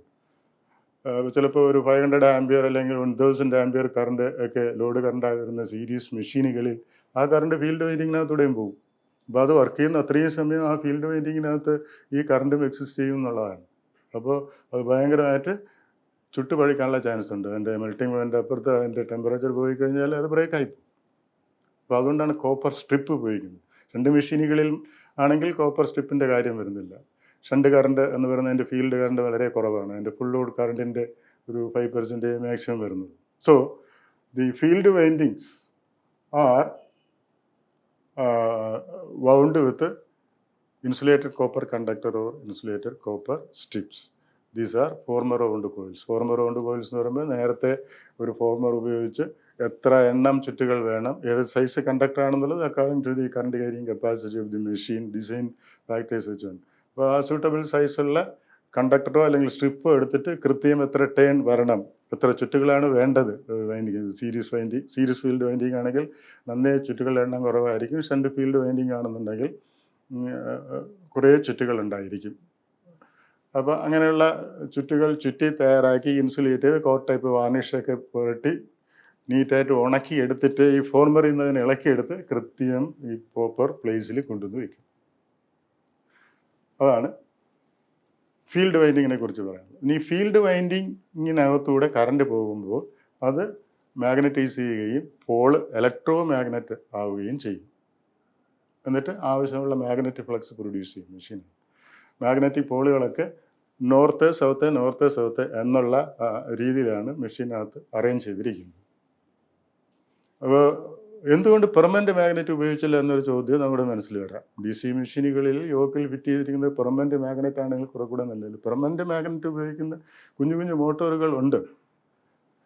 പക്ഷേ DC മെഷീനുകളിൽ നമ്മളത് ചെയ്യാത്ത കാര്യം, നമുക്ക് ഫീൽഡ് ഫ്ലക്സിന് കൺട്രോൾ ചെയ്യേണ്ടതായിട്ടുണ്ട്, റെഗുലേറ്റ് ചെയ്യേണ്ടതായിട്ടുണ്ട്, സ്പീഡ് കൺട്രോളിന്, അങ്ങനെ പല കാര്യങ്ങൾക്ക് വേണ്ടി. അപ്പോൾ അതിനൊക്കെ ഇതുപോലുള്ള എക്സൈറ്റിംഗ് സിസ്റ്റം തന്നെയാണ് വേണ്ടത്. ഇപ്പോൾ ഫീൽഡ് വൈൻഡിങ്ങിലേക്ക് കറണ്ട് പായിച്ചുകൊണ്ട് അതിനെ മാഗ്നറ്റുകളായിട്ട് സ്വന്തം ചെയ്യുന്ന പ്രോസസ്സിനെ നമ്മൾ വിളിക്കുന്നത് എക്സൈറ്റേഷൻ എന്നാണ്. അപ്പോൾ എക്സൈറ്റേഷൻ കറണ്ടിന് വേരി ചെയ്യേണ്ട ഒത്തിരി സാഹചര്യങ്ങൾ DC മെഷീൻ്റെ കാര്യത്തിൽ, DC ജനറേറ്ററിൻ്റെ കാര്യത്തിലും DC മോട്ടോറിൻ്റെ കാര്യത്തിലും വരുന്നുണ്ട്. അപ്പോൾ അതുകൊണ്ട് അവയൊക്കെ ഇലക്ട്രോ മാഗ്നറ്റിക് പോളുകളാക്കി വെക്കുന്നതാണ് നല്ലത്. Then 4, armature core. Armature core എന്ന് പറയുന്നത് നമ്മൾ നേരത്തെ ചിത്രത്തിൽ കണ്ടായിരുന്നു. അതായത് ഈ 4 or 6 മാഗ്നറ്റിക് പോളുകൾക്കിടയ്ക്ക് ഒരു ചെറിയ ഒരു മാക്സിമം 1.5 mm വരെ എയർ ഗ്യാപ്പ് കൊടുത്തതിന് ശേഷം ഇങ്ങനെ നിൽക്കുന്ന റൗണ്ട് ക്രോസ് സെക്ഷനിൽ നിൽക്കുന്ന ഒരു സിസ്റ്റമാണ് ആർമേച്ചർ കോർ. അപ്പോൾ ആർമേച്ചർ കോറും നേരത്തെ നമ്മൾ പറഞ്ഞ പോലെ ഈ ലാമിനേറ്റഡ് പോൾസിൻ്റെ കാര്യം പറഞ്ഞതുപോലെ ലാമിനേറ്റഡ് ആണ്. Laminated armature core. Laminated armature core ഉപയോഗിക്കുന്നത് എഡി കറണ്ട് ലോസ് കുറയ്ക്കാൻ വേണ്ടിയിട്ടാണ്. അതിൻ്റെ വലിയ അൺലാമിനേറ്റഡ് ആയി ഉപയോഗിച്ച് കഴിഞ്ഞാൽ വലിയ സർഫസ് ഏരിയ വരും, അതുകൊണ്ട് റെസിസ്റ്റൻസ് വളരെ കുറവായിരിക്കും. ആ ആർമേച്ചർ കോർ വൈൻഡിങ്ങിനെയും വെച്ചുകൊണ്ട് പ്രൈം മൂവർ കറക്കുമ്പോൾ ആർമേച്ചർ കറങ്ങും, മാഗ്നറ്റിക് ഫീൽഡ് കട്ട് ചെയ്യും, ആർമേച്ചർ കോറിൻ്റെ പുറത്ത് EMF ഇൻഡ്യൂസ് ചെയ്യും. അത് അൺവാണ്ടഡ് എഡി കറണ്ടിൻ്റെ സർക്കുലേഷന് കാരണമായി തീരും. അപ്പോൾ ആർമേച്ചർ കോർ ഹീറ്റാവും, അങ്ങനെയൊക്കെയുള്ള പ്രശ്നങ്ങൾ. അപ്പോൾ ലാമിനേറ്റ് ചെയ്ത് കഴിഞ്ഞാൽ ഒത്തിരി എഡി കറണ്ടിൻ്റെ മാഗ്നിറ്റ്യൂഡ് വളരെയധികം കുറയ്ക്കാനാകും. ഇനി ആർമേച്ചർ കോറിൻ്റെ ഔട്ടർ പെരിഫറിയിൽ സ്ലോട്ടുകൾ ഇട്ടിട്ടുണ്ട്. നേരത്തെ നമ്മൾ ആ ചിത്രത്തിൽ കണ്ടായിരുന്നു സ്ലോട്ടുകൾ. The purpose of providing slots on the outer periphery of the armature is to accommodate the armature winding in place. ഇപ്പോൾ ആർമേച്ചർ വൈൻഡിങ് ലാപ്പ് വൈൻഡിങ് ആണോ വേവ് വൈൻഡിങ് ആണോ എന്നുള്ളത് തീരുമാനിച്ചിട്ട് അതനുസരിച്ച് അതിൻ്റെ പോൾ പിച്ചൊക്കെ തീരുമാനിച്ച് ഈ സ്ലോട്ടുകളിൽ കൃത്യമായി ഇറക്കി വയ്ക്കാൻ പറ്റും. ഇനി ആർമേച്ചർ കോർ ആയിട്ട് ഉപയോഗിക്കാൻ കൺസ്ട്രക്ട് ചെയ്യാൻ നമ്മൾ ഉപയോഗിക്കുന്ന മെറ്റീരിയലും സിലിക്കൺ സ്റ്റീൽ തന്നെയാണ്. അപ്പോൾ സിലിക്കൺ സ്റ്റീലിൻ്റെ പ്രത്യേകത ഹൈ പെർമിയബിലിറ്റി ഉണ്ട്. അപ്പോൾ ഹൈ പെർമിയബിലിറ്റി മാത്രം പോരാ, ഹിസ്റ്റെറിസിസ് കോൺസ്റ്റൻറ്റും വളരെ കുറഞ്ഞിരിക്കണം. അതായത് മാഗ്നറ്റിക് ലോസുകളിൽ എഡി കറണ്ട് ലോസും വരുന്നുണ്ട്, ഹിസ്റ്റെറിസിസ് ലോസും വരുന്നുണ്ട്. അപ്പോൾ ഹിസ്റ്റെറിസിസ് കോൺസ്റ്റൻറ്റ് വളരെ അധികം കുറഞ്ഞിരുന്നെങ്കിൽ മാത്രമേ ഹിസ്റ്റെറിസിസ് ലോസ് കുറയ്ക്കുന്നുള്ളൂ. ഹിസ്റ്റെറിസിസ് ലോസ് ഇപ്പം ഞാനൊന്ന് ജസ്റ്റ് പറയാം. ഈ കോറ് ആർമേച്ചർ വൈൻഡിങ്ങിനെയും കൊണ്ട് ഇങ്ങനെ റൊട്ടേറ്റ് ചെയ്യുമ്പോൾ കോറിൻ്റെ ഒരു പർട്ടിക്കുലർ പോർഷൻ ഒരിക്കൽ നോർത്ത് പോളിൻ്റെ കീഴിൽ വരും, പിന്നെ അത് സൗത്ത് പോളിൻ്റെ കീഴിൽ പോകും. While rotation the armature core alternately approaches underneath of north and south pole ഇൻസ്റ്റൻറ്റീനിയസ്ലി ഇങ്ങനെ ആൾട്ടർനേറ്റ്ലി ഇങ്ങനെ മാറിക്കൊണ്ടിരിക്കും. അപ്പോൾ അതിൻ്റെ മാഗ്നറ്റിക് ആ കോർ മെറ്റീരിയൽ വളരെ റാപ്പിഡായിട്ടുള്ള ഒരു മാഗ്നറ്റിക് റിവേഴ്സലിന് പാത്രമായി തീരും. അപ്പോൾ ഇങ്ങനെ ഒരു മാഗ്നറ്റിക് റിവേഴ്സൽ ഈ അയൺ മെറ്റീരിയലിൽ സംഭവിക്കുമ്പോൾ ഉണ്ടാകുന്ന ലോസാണ് ഹിസ്റ്റെറിസിസ് ലോസ്. ഹിസ്റ്റെറിസിസ് ലോസ് ഉണ്ടാകുന്നത് അങ്ങനെയാണ്. അപ്പോൾ ഈ മാഗ്നറ്റിക് റിവേഴ്സൽ സംഭവിക്കാൻ പാടില്ല എന്ന് നമുക്ക് പറയാൻ പറ്റില്ല, എങ്കിൽ പിന്നെ അത് റൊട്ടേറ്റ് ചെയ്ത് വെച്ചുകൊണ്ടിരിക്കും. അപ്പോൾ അത് റൊട്ടേറ്റ് ചെയ്തേ മതിയാവുള്ളൂ. ഫാരഡെ പറഞ്ഞതനുസരിച്ച് ഒരു വെരി മാഗ്നറ്റിക് ഫീൽഡ് വേണം എന്നുള്ളത് കൊണ്ടാണ് സ്റ്റേഷനറി എലിമെൻറ്റിൽ മാഗ്നറ്റിക് പോളുകളായിപ്പോയി സ്റ്റേഷനറി ഫീൽഡാണ്. ആർമേച്ചർ റൊട്ടേറ്റ് ചെയ്ത് ആർമേച്ചർ കണ്ടക്ടേഴ്സ് റൊട്ടേറ്റ് ചെയ്തെങ്കിൽ മാത്രമേ ആർമേച്ചർ കണ്ടക്ടറിൽ കട്ട് ചെയ്യുന്ന മാഗ്നറ്റിക് ഫീൽഡിന് വേരിയേഷൻ വരുന്നുള്ളൂ. അതുകൊണ്ടാണ് റൊട്ടേറ്റ് ചെയ്യുന്നത്. അപ്പോൾ അങ്ങനെ റൊട്ടേറ്റ് ചെയ്യുമ്പോൾ മാഗ്നറ്റിക് റിവേഴ്സൽ കോർ മെറ്റീരിയലിന് സംഭവിക്കുന്നത് കൊണ്ട് ഹിസ്റ്റെറിസിസ് ലോസ് വരും. അപ്പോൾ ഈ ഹിസ്റ്റെറിസിസ് ലോസ് ചില പർട്ടിക്കുലർ മെറ്റലുകൾ ചെറിയ പെർസെൻറ്റേജിൽ ഈ കോർ മെറ്റീരിയൽ ഉണ്ടാക്കുമ്പോൾ അതിൻ്റെ കൂടെ ചേർക്കും. കാർബൺ, സിലിക്കൺ അതുപോലുള്ളതൊക്കെ അത് ചേർത്ത് ഹിസ്റ്റെറിസിസ് കോൺസ്റ്റൻറ്റ് വളരെ കുറച്ചിട്ട് ഉള്ളൊരു കോർ മെറ്റീരിയലാണ് ആർമേച്ചർ കോർ ഉണ്ടാക്കാൻ വേണ്ടിയിട്ട് ഉപയോഗിക്കുന്നത്. ഇനി ഒരു പ്രധാനപ്പെട്ട കാര്യം കൂടെ ആർമേച്ചർ കോറിനെ സംബന്ധിച്ചിടത്തോളം എനിക്ക് പറയാനുണ്ട്. ആർമേച്ചർ കോറ് ശരിക്കും ആർമേച്ചർ കണ്ടക്ടേഴ്സിന് അതിൻ്റേതായ പൊസിഷനിൽ അത് ഹോൾഡ് ചെയ്യുന്നുണ്ട്. പിന്നെ ആർമേച്ചർ കോർ ഈ ആർമേച്ചർ കണ്ടക്ടേഴ്സിന് ഒരു വളരെ കുറഞ്ഞ ഒരു റിലക്റ്റൻസ് പാത്ത് ഓഫർ ചെയ്യുന്നുണ്ട്. Very low reluctance path offer ചെയ്യുന്നുണ്ട്. Very low reluctance path offer ചെയ്യുന്നു എന്ന് പറഞ്ഞു കഴിഞ്ഞാൽ ശരിക്കും ഒരു മാഗ്നറ്റിക് പോളിൻ്റെ തൊട്ട് അടുത്താണ് ഈ ആർമേച്ചറിൻ്റെ പൊസിഷൻ വരുന്നത്. ഇവിടെ ഇതിനിടയ്ക്കുള്ള എയർ ഗ്യാപ്പ് മാക്സിമം 1.5 mm വരുന്നുള്ളൂ. അപ്പോൾ കണ്ടക്ടേഴ്സ് ഇവിടെയാണ് വരുന്നത്. ഇവിടെയാണ് ആർമേച്ചർ കണ്ടക്ടേഴ്സ് വരുന്നത്. ഇവിടെ 1.5 mm മാക്സിമം വരാവുന്ന എയർ ഗ്യാപ്പ്. അപ്പോൾ എയർ ഗ്യാപ്പിനെ പരമാവധി അവോയ്ഡ് ചെയ്തുകൊണ്ട് ഏറ്റവും താഴെ വളരെ ക്ലോസറായിട്ട് ആർമേച്ചർ കണ്ടക്ടേഴ്സിനെ വെച്ചു കൊടുക്കാൻ ഈ ആർമേച്ചർ കോറിന് പറ്റുന്നുണ്ട്. അതുവരെ ആർമേച്ചർ കോർ എക്സിസ്റ്റ് ചെയ്യുന്നുണ്ട്. അപ്പോൾ ആർമേച്ചർ കോറാണ് യഥാർത്ഥത്തിൽ ഈ പെർമിസിബിൾ എയർ ഗ്യാപ്പിൻ്റെ അടുത്തേക്ക് ആർമേച്ചർ കണ്ടക്ടേഴ്സിനെ പൊസിഷൻ ചെയ്തിരിക്കുന്നത്. ഓക്കെ, അപ്പോൾ അതുകൊണ്ടാണ് നമ്മൾ പറയുന്നത് ഇപ്പോൾ എയർ ഗ്യാപ്പ് വളരെ കുറഞ്ഞു. എയർ ഗ്യാപ്പ് കുറഞ്ഞതുകൊണ്ട് റിലക്റ്റൻസും കുറഞ്ഞു. അപ്പോൾ ആർമേച്ചർ കണ്ടക്ടേഴ്സിന് വേണ്ടി മാഗ്നറ്റിക് ഫീൽഡിൽ ഏറ്റവും കുറഞ്ഞ അളവിലുള്ള ഒരു റിലക്റ്റൻസ് പാത്ത് ഓഫർ ചെയ്തുകൊണ്ട് ആർമേച്ചർ കോർ വർത്തിക്കുന്നു. Armature core offers a very low reluctance path for the armature conductors. Okay, അപ്പോൾ ആ കാര്യം ഓർത്തിരിക്കുക. ഈ മൾട്ടിപ്പിൾ ചോയ്സ് ക്വസ്റ്റ്യനിനകത്തൊക്കെ the function of armature core എന്ന് ചോദിച്ചു കഴിഞ്ഞാൽ ഏറ്റവും പ്രധാനമായിട്ട് ഇത് തന്നെയാണ്. ചിലപ്പോൾ ആർമേച്ചർ കണ്ടക്ടേഴ്സിനെ ഹോൾഡ് ചെയ്യുന്നു എന്ന് പറഞ്ഞിട്ട് മറ്റൊരു ആൻസർ ഒരു ലോ റിലക്റ്റൻസ് പാത്ത് ആർമേച്ചർ കണ്ടക്ടേഴ്സിന് ഓഫർ ചെയ്യുന്നു എന്ന് പറഞ്ഞാൽ അതേ എഴുതാം. ഏറ്റവും പ്രയോറിറ്റി ഉള്ള ആൻസർ എന്ന് പറയുന്നത് അതാണ്. ഇത് രണ്ടും ചെയ്യുന്നുണ്ട് അത്. Next armature winding. Armature windings are also former wound coils. They are first wound in the form of flat rectangular coils and then they are made into proper shape by means of a coil puller. The various conductors in the armature winding are insulated on another. Insulated copper conductors are used for winding armature coils. അപ്പോൾ flat കോയിലായിട്ട് ആദ്യം ഇതിനെ wind ചെയ്യും. Flat കോയിലായിട്ട് wind ചെയ്യാൻ ഒരു ഫോർമറുണ്ട്, rectangular ഷേപ്പിൽ ഉള്ള ഒരു former എടുത്തിട്ട് അതിനകത്ത് എത്ര നമ്പർ ഓഫ് ടേൺസ് വേണം എന്നുള്ളതൊക്കെ തീരുമാനിച്ച് വെച്ചിട്ടുണ്ട്. അതനുസരിച്ച് വൈൻഡ് ചെയ്യും. ഓരോ ടേണിനും ഇടയ്ക്ക്, ഓരോ കണ്ടക്ടറിനും ഇടയ്ക്ക്, കൺസിക്യൂട്ടീവ് കണ്ടക്ടേഴ്സിന് ഇടയ്ക്ക് ഭംഗിയായിട്ടുള്ള ഇൻസുലേഷൻ കൊടുത്തിട്ടുണ്ടാവും. പിന്നെ കോട്ട് ടൈപ്പ് വാർണിഷ് അതുപോലുള്ളത് അപ്ലൈ ചെയ്ത് ഡ്രൈ ആക്കി എടുക്കും. അപ്പോൾ പ്രോപ്പറായിട്ട് അത് ഉണക്കി എടുത്തതിന് ശേഷം അവയെ കോയിൽ പുള്ളറുകൾ ഉപയോഗിച്ച് ആർമേച്ചർ കോറിന് ഈ വൈൻഡിങ്ങുകൾ വരേണ്ട സ്ഥലത്ത് ഒരു പർട്ടിക്കുലർ ഷേപ്പ് ഉണ്ട്. ആ ഷേപ്പിലേക്ക് അതിനെ വരുത്തിയിട്ട് കൃത്യം ഈ ഷേപ്പ് ഉള്ള വൗണ്ട് കോയിൽസ് അവിടെ ഇറക്കി വയ്ക്കുമ്പോൾ കറക്റ്റായിട്ട് അത് ആ സീറ്റിങ്ങിലേക്ക് ആയിക്കോളും.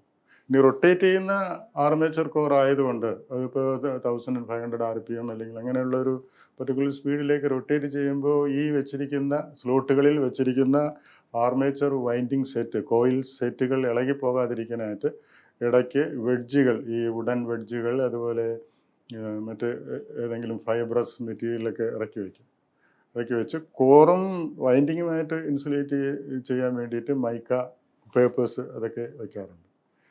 അങ്ങനെയാണ് ചെയ്യുന്നത്. അപ്പോൾ ആർമേച്ചർ വൈൻഡിങ് പ്രധാനമായിട്ടും 2 രീതിയിലാണ് വൈൻഡ് ചെയ്യുന്നത്. ലാപ്പ് വൈൻഡിങ്, ഒന്ന് lap winding, 2 wave winding. Lap വൈൻഡിങ്ങും വേവ് വൈൻഡിങ്. വേവ് ഇങ്ങനെ 2 ടൈപ്പ് വൈൻഡിങ് ആണ് ഉപയോഗിക്കുന്നത്. അത് ലാപ്പ് വൈൻഡിങ് ഉപയോഗിക്കുന്നത് high current low voltage DC ജനറേറ്ററുകളാണ്. High current low voltage DC ജനറേറ്ററുകളിൽ ലാപ്പ് വൈൻഡിങ് ഉപയോഗിക്കും. അപ്പോൾ ഹൈ കറണ്ട് എന്ന് പറയുമ്പോൾ തന്നെ ഈ വൈൻഡിങ്ങിൻ്റെ രീതി അനുസരിച്ച്, ലാപ്പ് വൈൻഡിങ്ങിൻ്റെ രീതി അനുസരിച്ച് ധാരാളം പാരലൽ പാത്തുകൾ വന്നു ചേരാറുണ്ട്. ധാരാളം പാരലൽ പാത്തുകൾ വന്നു ചേരണം എന്നുണ്ടെങ്കിൽ ധാരാളം മാഗ്നറ്റിക് പോളുകൾ അതിനകത്ത് വയ്ക്കണം. അപ്പോൾ ലാപ്പ് വൈൻഡിങ്ങിനെ സംബന്ധിച്ചിടത്തോളം number of parallel path A is equal to P എന്നാണ്. The number of parallel path in lap winding is given by the number of poles.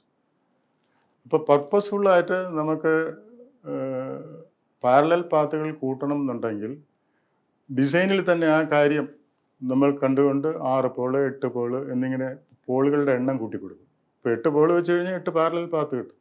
So the total output current of such A generator is the current flowing from all the parallel paths. ഇപ്പോൾ ഒരു parallel പാത്തിൽ നിന്ന് 20 ampere current വരുന്നുവെങ്കിൽ total current എന്ന് പറഞ്ഞാൽ 20 × 8 160 ampere output current കിട്ടും. അപ്പോൾ high current low voltage മെഷീനുകൾക്കാണ് lap winding ഉപയോഗിക്കുന്നത്. അത് പ്രധാനമായിട്ടും അറിഞ്ഞിരിക്കുക. വൈൻഡിങ്ങിനെ കുറിച്ച് കുറെ കൂടെ ഡീറ്റെയിൽഡായിട്ട് ഒരു ക്ലാസ് എടുക്കാം. ഇനി വേവ് വൈൻഡിങ്. വേവ് വൈൻഡിങ് എന്ന് പറയുമ്പോൾ ആ വൈൻഡിങ്ങിൻ്റെ ഫാഷൻ വെച്ചുകൊണ്ട് അതിൽ എല്ലായ്പ്പോഴും 2 പാരലൽ പാത്തേ വരുള്ളൂ. A is equal to 2. ഇത് per lap per wave. 2 parallel പാത്തേ വരുള്ളൂ. Whatever the number of poles, the parallel path of wave bound machine has only 2 irrespective of the number of poles. അങ്ങനെ വരുമ്പോൾ 8 Paul ഉണ്ടാക്കി വെച്ചു. എന്നിട്ട് wave വൈൻഡിങ്ങിൽ നമ്മൾ armature wind ചെയ്തു. 2 പാരലൽ പാത്തിൽ കൂടി ഒഴുകി വരുന്ന കറണ്ടേ കിട്ടും. അപ്പോൾ വേവ് കൊണ്ട് ആർമേച്ചർ ഉപയോഗിക്കുന്ന മെഷീനുകൾ ലോ കറണ്ട് ഹൈ വോൾട്ടേജ് മെഷീനുകളാണ്. ലോ കറണ്ട് ഹൈ വോൾട്ടേജ് മെഷീനുകൾ. ഇനി വേറെ ഒരു തരം വൈൻഡിങ് കൂടെ ഉപയോഗിക്കുന്നുണ്ട് ഡീസൽ. അതിന് ഫ്രോഗ് ലെഗ് വൈൻഡിങ് എന്നാണ് പറയുന്നത്. Frog leg winding. Frog leg winding എന്ന് പറയുന്നത് ലാപ്പ് വൈൻഡിങ്ങിൻ്റെയും വേവ് വൈൻഡിങ്ങിൻ്റെയും കൂടെ ഒരു കോമ്പിനേഷനാണ്. ഫ്രോഗ് ലെഗ് വൈൻഡിങ് ഉപയോഗിക്കുന്ന മെഷീനുകൾ വേവ് കൊണ്ട് മെഷീനുകളിലാണ് ഇത് സാധാരണ ചെയ്യുന്നത്.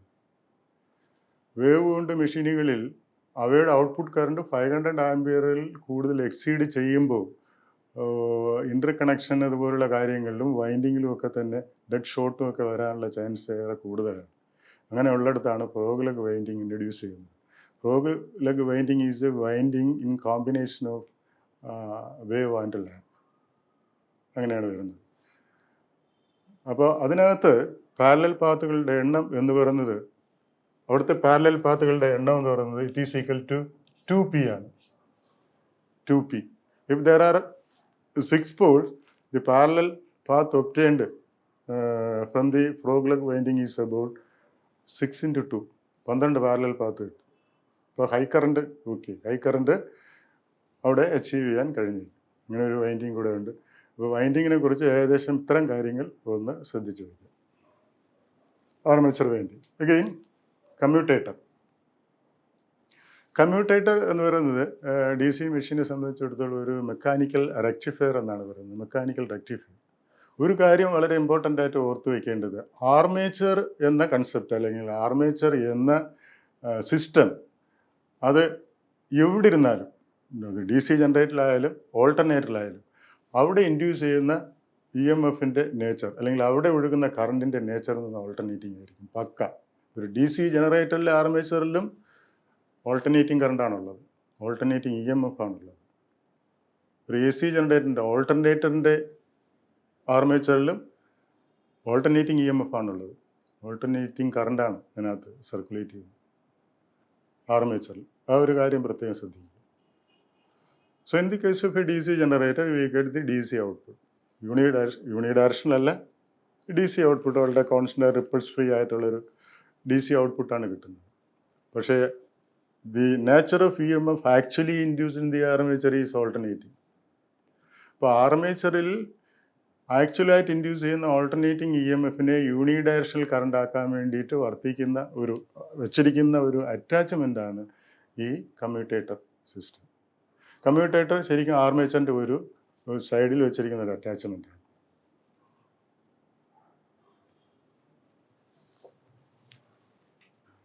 ഓക്കെ, അപ്പോൾ കമ്മ്യൂട്ടേറ്റർ ഒരു മെക്കാനിക്കൽ റെക്ടിഫയർ ആണ് എന്ന് ഞാൻ പറഞ്ഞു. ആർമേച്ചറിൽ ഇൻഡ്യൂസ് ചെയ്യുന്ന ഓൾട്ടർനേറ്റിംഗ് കറണ്ടിനെ യൂണിഡയറക്ഷണൽ കറണ്ടാക്കി മാറ്റിയിട്ട് നമുക്ക് ഔട്ട്പുട്ടിൽ ഡി സി ആയി വരുന്നു.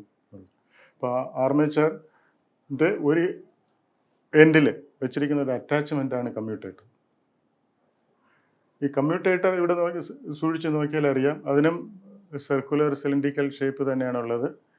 അത് സെഗ്മെൻറ്റുകളുടെ രൂപത്തിലാണത്, ഇങ്ങനെ ഒരു സിലിണ്ടറിക്കൽ ഷേപ്പിൽ സെഗ്മെൻറ്റുകളാക്കിയിട്ടാണ് വെച്ചിരിക്കുന്നത്. Commutator segments. കമ്മ്യൂട്ടേറ്റർ സെഗ്മെൻറ്റ് ഉണ്ടാക്കാനായിട്ട് ഉപയോഗിക്കുന്ന മെറ്റൽ എന്ന് പറയുന്നത് ശരിക്കും hard drawn copper,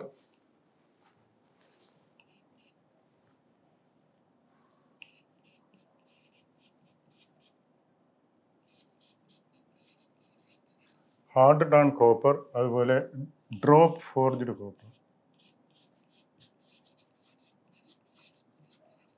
hard drawn copper, drop forged copper. ഇതിൻ്റെയൊക്കെ പ്രത്യേകത എന്ന് പറഞ്ഞു കഴിഞ്ഞാൽ ഇതിന് ഹൈ കണ്ടക്ടിവിറ്റി ഉണ്ട്. അപ്പോൾ ഹൈ കണ്ടക്ടിവിറ്റി ഉള്ള ഇത്തരം മെറ്റീരിയലുകൾ ഉപയോഗിച്ച് ഉള്ള സെഗ്മെൻറ്റുകളാണ് കമ്മ്യൂട്ടേറ്റർ സെഗ്മെൻറ്റ്സ്. കമ്മ്യൂട്ടേറ്റർ സെഗ്മെൻറ്റിന് വെഡ്ജിൻ്റെ ഷേപ്പാണ്, വെഡ്ജ് ഷേപ്പ്ഡ് സെഗ്മെൻറ്റ്സ്. ഇപ്പോൾ ഒരു കമ്മ്യൂട്ടേറ്റർ അറേഞ്ച്മെൻറ്റിൽ ഏകദേശം ഒരു 64 വെഡ്ജ് ഷേപ്പ്ഡ് സെഗ്മെൻറ്റ്സ് ഇങ്ങനെ ഓവറാൾ ഇങ്ങനെ ഉണ്ട് എന്ന് വിചാരിക്കുക. ഈ 64 എണ്ണവും ഒന്നാമത്തെ സെഗ്മെൻറ്റും രണ്ടാമത്തെ സെഗ്മെൻറ്റും തമ്മിൽ there is no electrical connection. The electrical contact between the consecutive commutator segment is prohibited by placing a thin sheet of mica in between them. Electrical contact വേണ്ട. ഈ കമ്മ്യൂട്ടേറ്റർ സെഗ്മെൻറ്റുകൾ ആർമേച്ചർ കണ്ടക്ടറുമായിട്ട് കണക്ട് ചെയ്തിട്ടുണ്ടായിരിക്കും. ഇനി ഈ വെഡ്ജ് ഷേപ്പ് സെഗ്മെൻറ്റുകളിൽ ശരിക്കും ഇനി ഞാൻ പറയാൻ പോകുന്ന brush എന്ന് പറയുന്ന കാർബൺ ബ്ലോക്ക് അല്ലെങ്കിൽ കോപ്പർ ബ്ലോക്ക് അതിങ്ങനെ ടച്ച് ചെയ്തിരിക്കും. അപ്പോൾ commutator, the purpose of commutator is to rectify alternating current into unidirectional current. It is in the form of wedge shape copper segments. The material used for making commutator segment is hard drawn copper or drop forged copper. There is no electrical contact between the two consecutive commutator segments. അപ്പോൾ കമ്മ്യൂട്ടേറ്ററിനെ കുറിച്ച് ഇത്രയും കാര്യങ്ങൾ അറിഞ്ഞിരുന്നാൽ മതിയാകും. ഇനി last brushes എന്ന് പറയുന്നത് that facilitate the collection of current from the commutator segment to the outer circuit. Output നമുക്ക് പുറത്ത് കിട്ടുന്നത് DC ജനറേറ്ററിൽ നിന്ന് ഔട്ട്പുട്ട് പുറത്ത് കിട്ടുന്നത്, അല്ലെങ്കിൽ DC മോട്ടോറിൽ നമ്മൾ കറണ്ട് മെഷീന് കൊടുക്കുന്നത് ഒക്കെ ഈ ബ്രഷിൽ കൂടെയാണ്. ഒരു DC മെഷീൻ്റെ ടെർമിനൽ ബോക്സിൽ അതിൻ്റെ 2 ലീഡുകൾ വന്നിട്ടുണ്ടെങ്കിൽ അത് 2 ബ്രഷിൽ നിന്നാണ് വരുന്നത്. അപ്പോൾ ബ്രഷുകൾ ഉണ്ടാക്കാനായിട്ട് സാധാരണ ഉപയോഗിക്കുന്ന മെറ്റീരിയൽ എന്ന് പറയുന്നത് കാർബണാണ്. കാർബണിൻ്റെ പല കോമ്പൗണ്ടുകൾ ബ്രഷുകൾ ഉണ്ടാക്കാനായി ഉപയോഗിക്കുന്നുണ്ട്.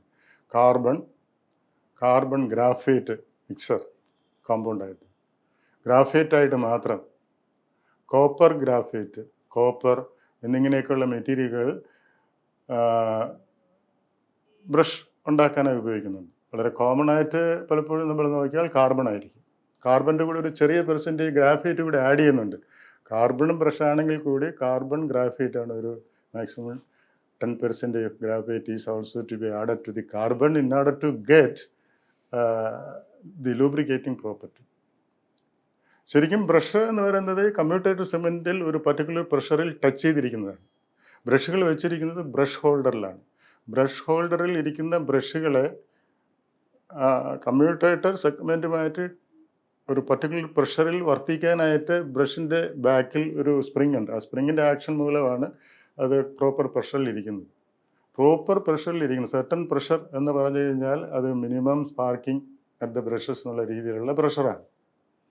അപ്പോൾ ആ പ്രഷർ അഡ്ജസ്റ്റ് ചെയ്യാനായിട്ട് ഒരു ടെൻഷൻ അഡ്ജസ്റ്റിംഗ് ഒരു ലിവർ അതിനകത്തുണ്ട്. അത് വെച്ചിട്ട് അഡ്ജസ്റ്റ് ചെയ്യാൻ പറ്റും.